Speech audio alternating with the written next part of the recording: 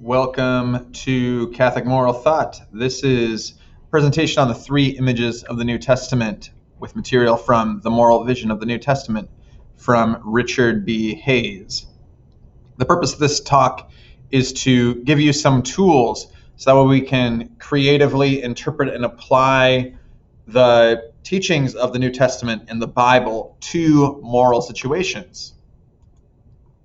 So the three images of the New Testament are community, the cross, and the resurrection. You can remember them through the acronym CCR, which also conveniently is the acronym for the band Creedence Clearwater Revival. So these three images, I'm going to move over here, the community, the cross, and new creation, they are present within every New Testament biblical witness. So Matthew uses it, Mark uses it, John uses it, Luke uses it. I don't know if I said Luke. And also Paul uses it, Peter uses it, the author of Revelation uses it, that it's present within all of the witnesses, and also James. And also these applications of the images highlight important moral issues within the context of the New Testament. And so having these three together can help us apply the moral vision of the New Testament for issues that we wrestle with today. And just one quick note, the community one should be pretty obvious, but the resurrection image is that of the empty tomb. So you can see the door and the rock being pushed away. And that'll be the image I'll use for the resurrection.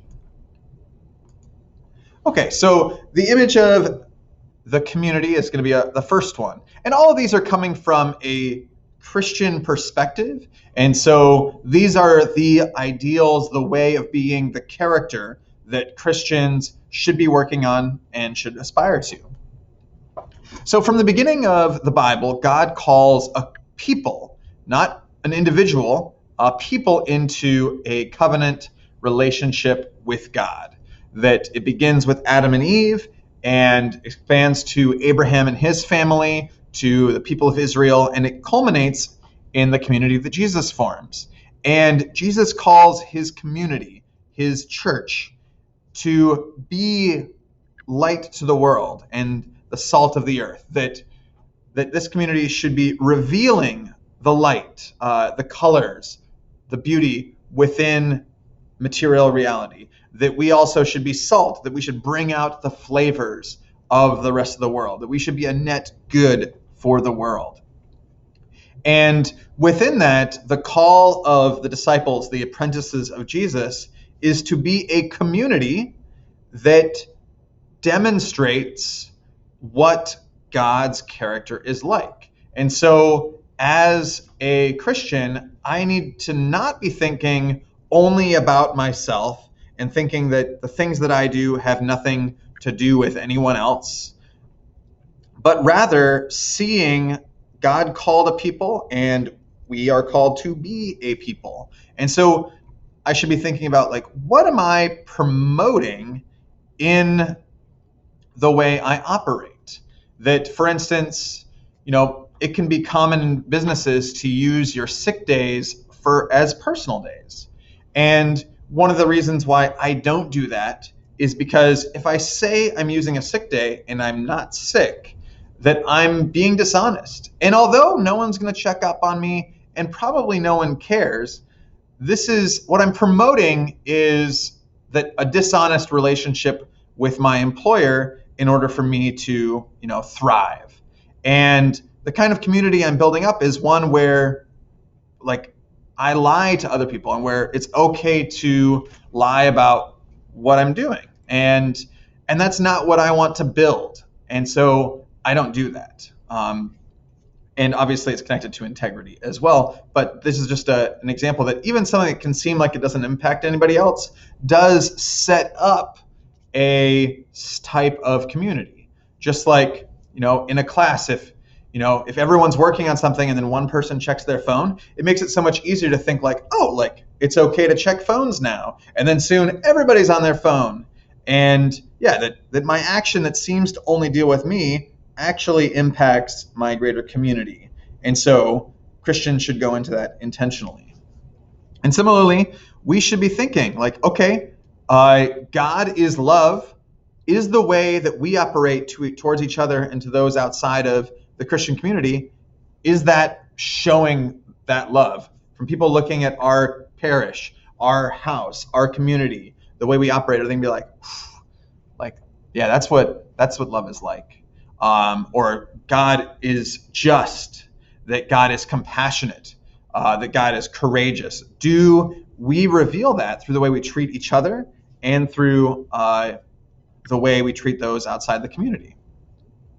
And kind of similarly, do I look for and see God's presence in the people I encounter, recognizing that even though people might not be intentionally being apprentices of Jesus, that Jesus teaches his followers to see the Messiah, to see him in everyone, especially those on the margins of society. And so, yeah, so from these examples, I can't say this has nothing to do with me or this doesn't involve me, but I need to be really intentionally asking these questions. And to bring it back to something we've talked about before, you can apply this to the 4 steps of conflict resolution. That by going to someone that I have a problem with one-on-one, I'm promoting our relationship and the trust, the respect that I have for this person. I'm also promoting the idea that 2 people who of goodwill can actually solve problems, that there can be peace possible from a time of conflict. Also, it promotes reason, that 2 people discussing the issues can come to a consensus despite where they started. This is really valuable. And that, yeah, if I believe that God is a God of peace in the midst of conflict, I need to be that kind of person. If I believe that God is courageous, that God desires relationship, I need to do that work. And then also, it comes from Jesus. And so if I'm supposed to be part of this community that follows him, I need to make sure I make this a part of the way I operate. Okay, so the cross is the primary symbol of being an apprentice or a disciple of Jesus. And for our purposes, the cross is a spiritual practice of courageous action that's going to be grounded in self-sacrificing love. And this practice is necessary to pursue the kingdom of God. We can't just say I kind of like community and the resurrection, those are pretty nice, and avoid the cross. That it exemplifies what the upside down kingdom is like, and also the methods required to pursue it. And then kind of within that, Christians are not called to look at okay, how does this situation efficiently produce the results I want?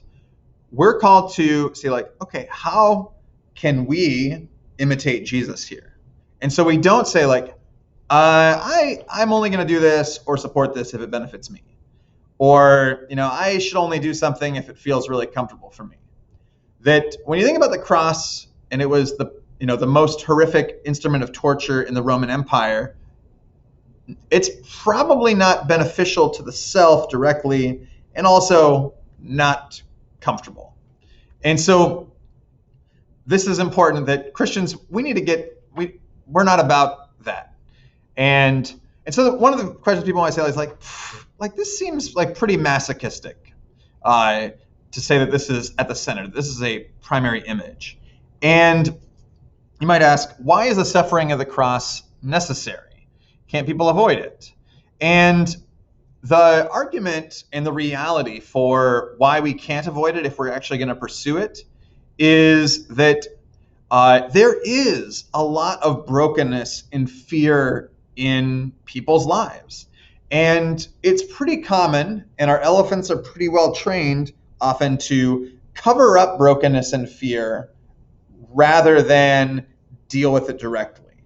And so people will actually put a lot of work into covering it up and to distracting the self from the issues that we're wrestling with. And so if you, in your heart posture, you're I'm not pursuing greed. I'm not pursuing my own personal ambition. I am reaching out to those on the margins of society. I'm reaching out to those who are my enemy. I'm recognizing that, I'm not striving towards moral purity, or like that we must deserve all these things. Like, we believe that God has granted this gift that's open to everyone, that people who are clinging to material possessions as a value judgment of status, to the people that aren't okay with you talking to that person or being a part of this community and doing this thing, are going to have some issues. And so exposing brokenness in order to heal it can actually build more fear and anger in people. People who have tried really hard to hide something are not going to thank you for revealing it. And so when you like really love and work for goodness with someone, it can result in a lot of uncomfortability, and you're not necessarily going to be thanked. And so that's the primary way that we experience kind of like the suffering of the cross. And so I'll just share an example, and I'll also show you these questions. That we talked in Integrity about forgiveness, that forgiveness is releasing a moral debt that someone owes you. And so in that very nature, it's self-sacrificial in that you're releasing someone from something that is owed to you. And releasing that is going to cause some kind of self-sacrifice. And often going to someone and having that difficult conversation is going to require some courage. It's going to require pushing through some uncomfortability. And you could go to someone and be like, hey, by the way, this happened a long time ago, and I just want to know that I forgive you. They'd be like, I never did anything wrong. Okay, like, so you think you're like this super good person now, and like you're great now? They might not thank you. They may actually like turn in judgment to you, be like, oh, like you're doing this, so now you think you're better than everybody else. That the cross often will involve people not responding well. And it doesn't mean that we then move to judgment on them, that you keep going into that practice of the cross. And so one of the questions that we should constantly be asking as Christians, and when I say we, I am meaning Christians, that we should be asking, like, what's standing in the way of me loving well? And kind of as a tag along to that, what burdens do I need to bear? What do I need to take on in order to make this right? Or kind of like, what am I holding on to that I need to let go of in order to love well in this moment? And so these are the kinds of things that we do. And let me just escape for a second. Yeah.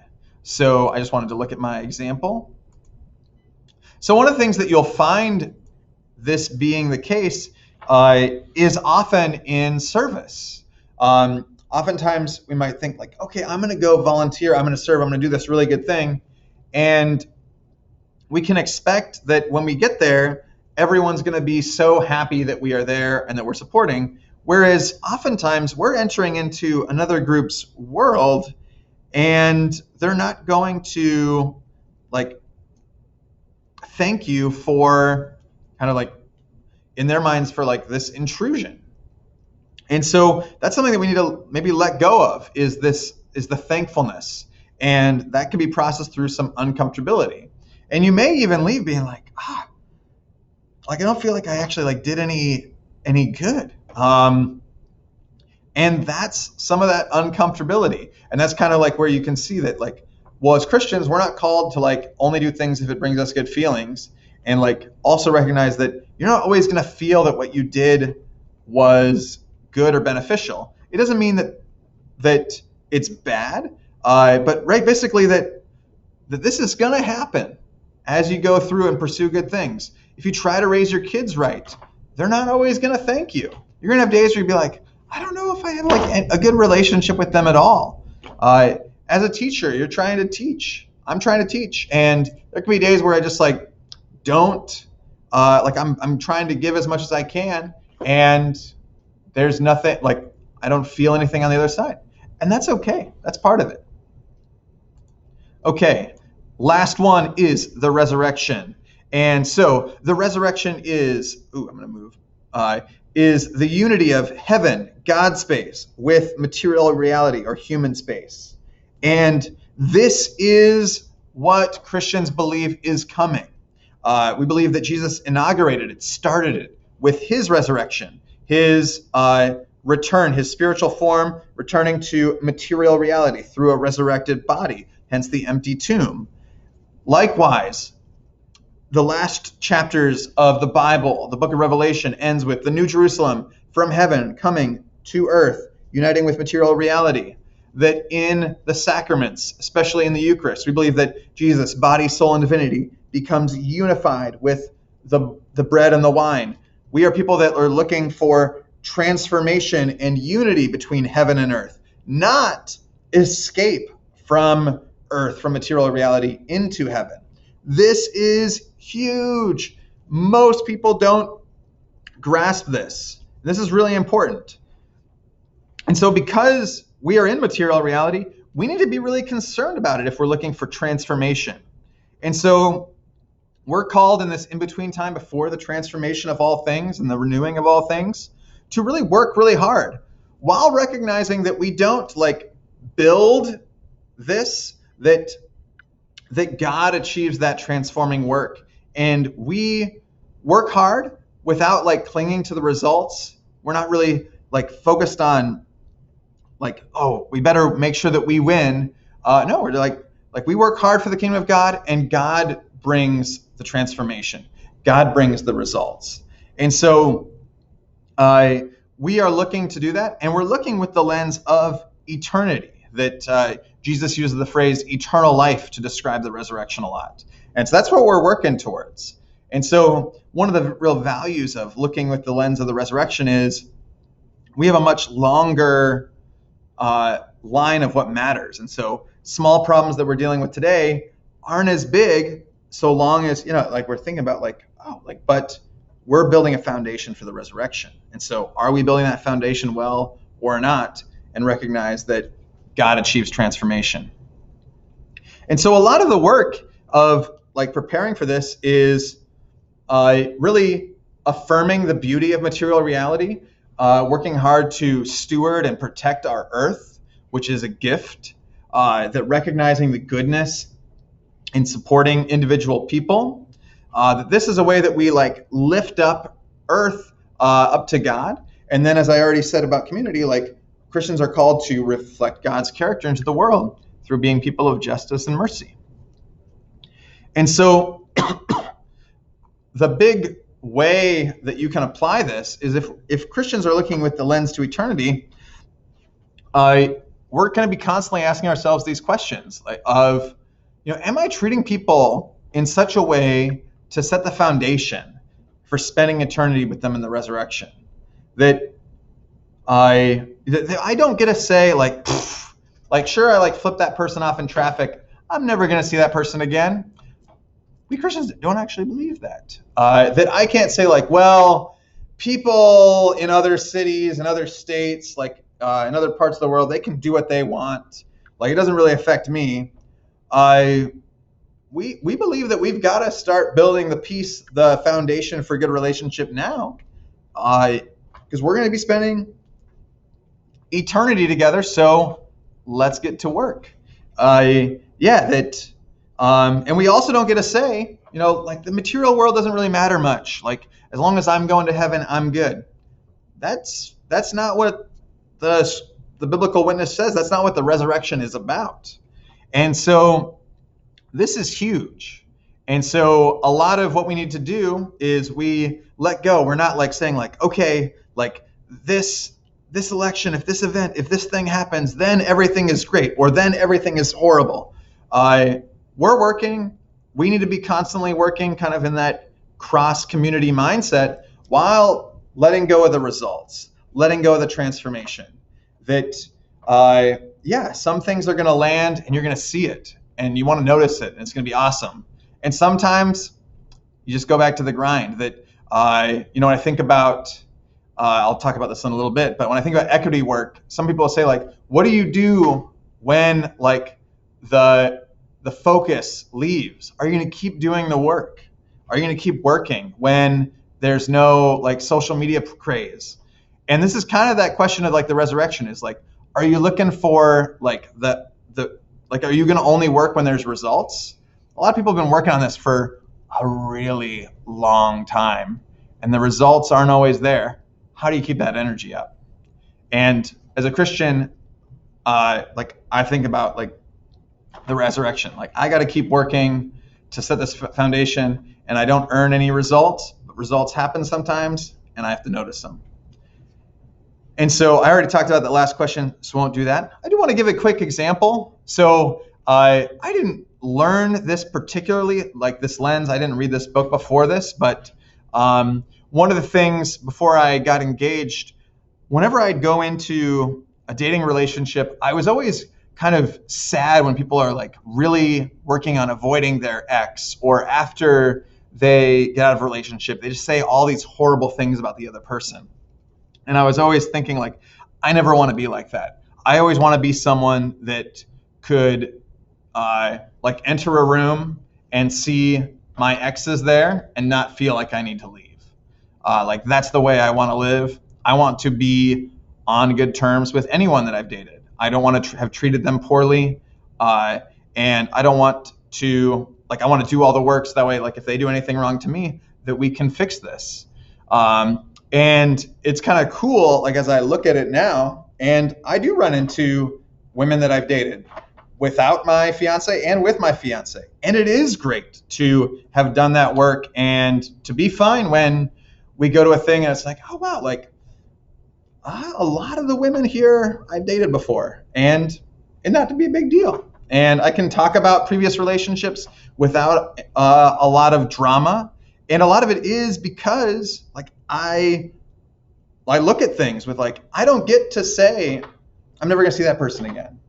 I need to be working towards building that relationship for eternity.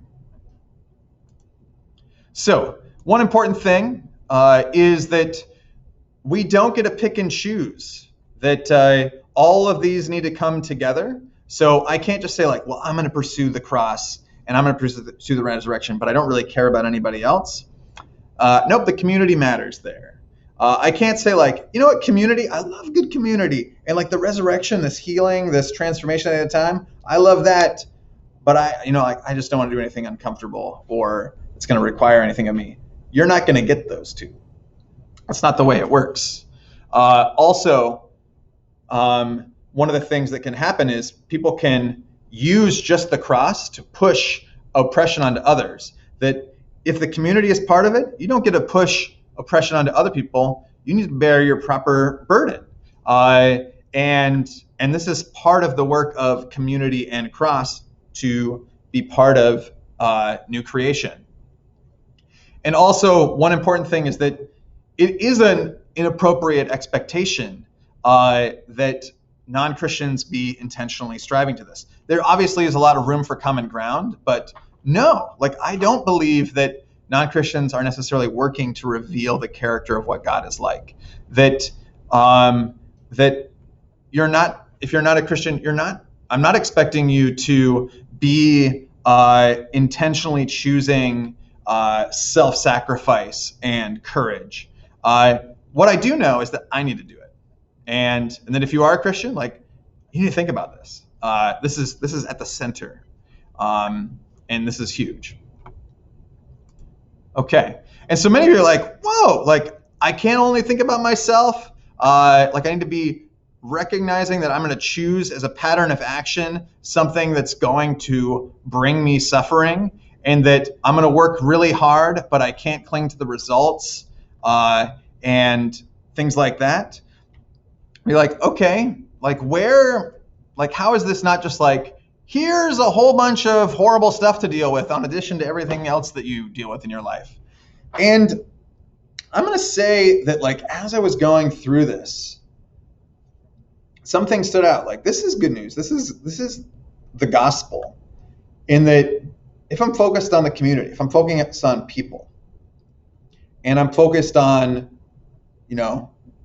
doing what I need to do in order to support that community, to see God in people, and like I don't get deterred by bad results or people saying whatever, that I can continue working on that.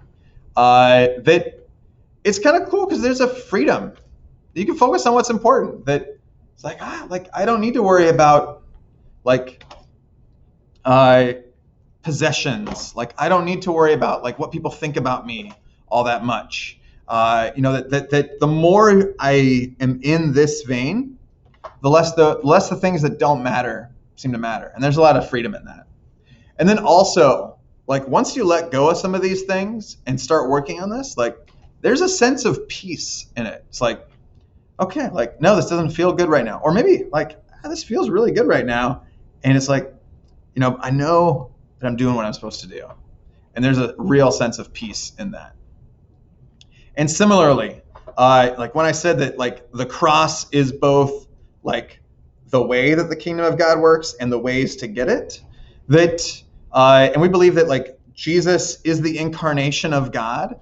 And when you move in that discomfort, through that uncertainty, in the cross, in the community and new creation, there is this sense of joy and connection with God. And you will notice these like glimpses of the resurrection. And they're awesome. And so,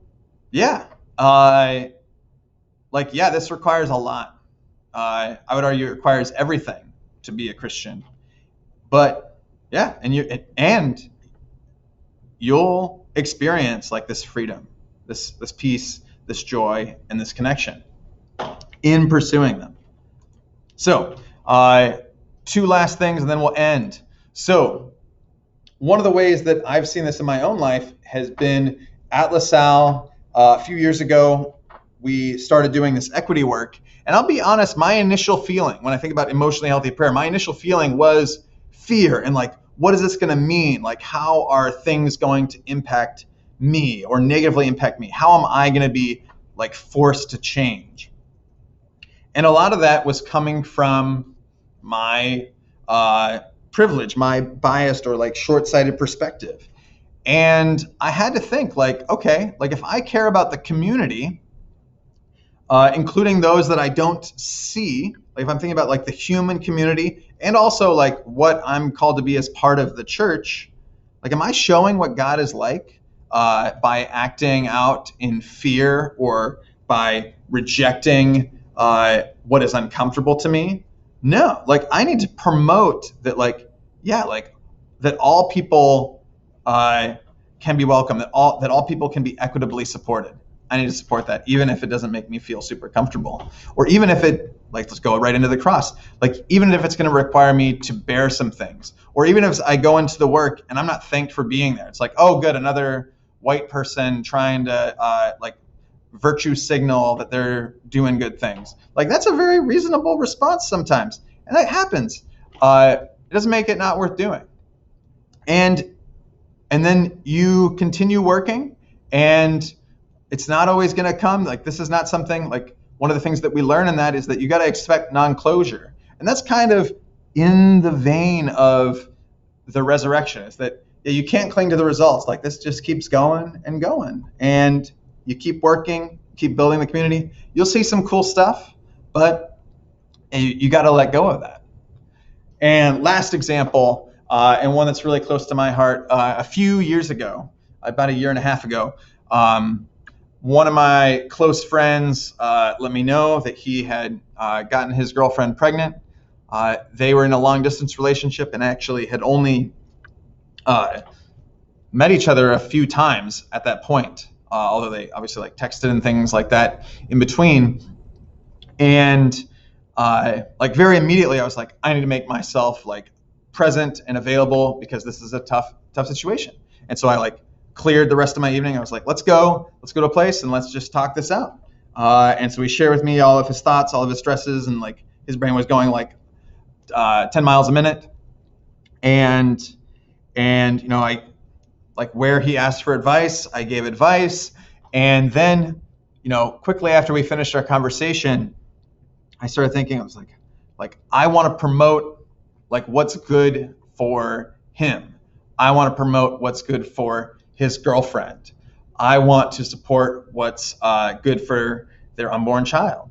And this is something that like I don't put on other people, but I need to look at like what what's standing in the way of like loving these three well? And the more I thought about it, I was thinking like, I'm in the middle of paying off my college loans, and I was like, I've got a pretty slim budget, and I'm putting $1,000 a month towards paying student loans. And I thought for honestly about like 3 seconds, I was like, how good would it feel to not have this debt? Good. How good would it feel? Like, how good would it be? I guess not feel, to take money off the table with what they're dealing with. And so I called him up and I said, like I've thought about this, and I want to support you and make this decision as easy as possible for you. And so I want to promise like $1,000 a month to help you raise this child. I don't know how long I can continue to do it, but I was like, at least a year for sure I can provide this.